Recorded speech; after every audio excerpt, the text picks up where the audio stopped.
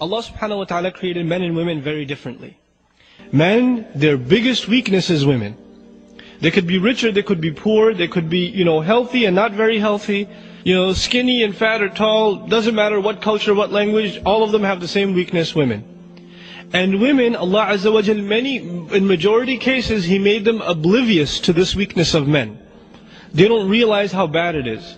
So when the ayah comes and a woman reads it, lower their gaze, oh yeah, I could do that. And they're like, what's the big deal? Why can't men just lower their gaze? And then you don't understand. What don't I understand? You have eyes, I have eyes, they have retina.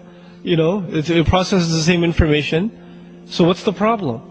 You see, they don't understand the power of this desire that Allah subhanahu wa ta'ala put inside of us and mentioned as number one, زُيِّنَ لِلنَّاسِ حُبُّ الشَّهَوَاتِ مِنَ النِّسَاءِ. Number one of the desires that were beautified for men were desires for women. Right? The number one fitna the Prophet ﷺ fears for the men of this ummah is what? Women. Because it's a serious problem. So if the wives understand that, then instead of condemning their husband, why are you so weak? How come you can't control your eyes? Instead of knowing that, they would accept this is the creation of Allah subhanahu wa ta'ala. You have to, the wife has a role of supporting her husband and becoming strong. And she can do that by warding temptations off from him, not by lecturing him. And this is the other thing that's very important for wives to understand.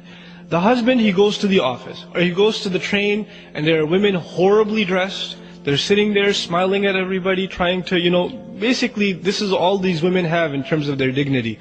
They're not respected for their intellect, they're not respected for their opinions, so all they think is we're going to be respected if men see more of our shame.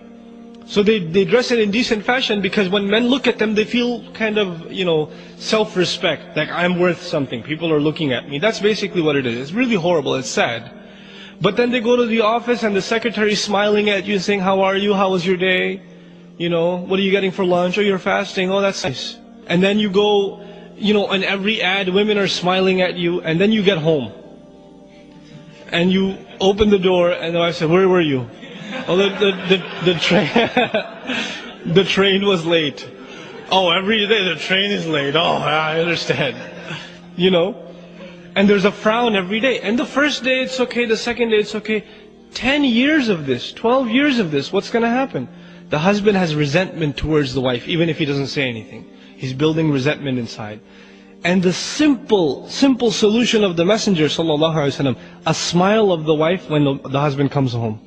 You know how big a deal this is? This is not a small thing. It stabs the husband when the husband comes home and the wife doesn't care. And he's very disturbed by that. He may not say something, but it really, really hurts husbands. And it hurts the relationship, and it comes out in weird ways. Now that they're hurt, they're kind of upset as they're having dinner. Oh, there's not enough salt in here. And they're extra angry at the kids. They're frustrated.